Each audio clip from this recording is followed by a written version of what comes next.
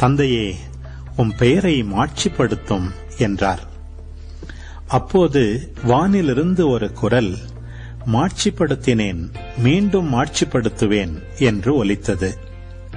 அங்கு கூட்டமாய் நின்று கொண்டிருந்த மக்கள் அதை கேட்டு, அது இடிமுழக்கம் என்றனர். வேறு சிலர், அது வானதூதர் ஒருவர் அவரோடு பேசிய பேச்சு என்றனர். இயேசு அவர்களை பார்த்து, இக்குரல் என் பொருட்டு அல்ல, உங்கள் பொருட்டே ஒலித்தது. இப்போதே இவ்வுலகு தீர்ப்புக்குள்ளாகிறது. இவ்வுலகின் தலைவன் வெளியே துரத்தப்படுவான். நான் மண்ணிலிருந்து உயர்த்தப்படும் போது அனைவரையும் என்பால் ஏற்றுக்கொள்வேன் என்றார். தாம் எவ்வாறு இறக்கப் போகிறார் என்பதை குறிப்பிட்டே இப்படி சொன்னார். மக்கள் கூட்டத்தினர் அவரை பார்த்து, மெசியா என்றும் நிலைத்திருப்பார் என திருச்சட்ட நூலில் கூறியுள்ளதை நாங்கள் கேட்டிருக்கிறோம்.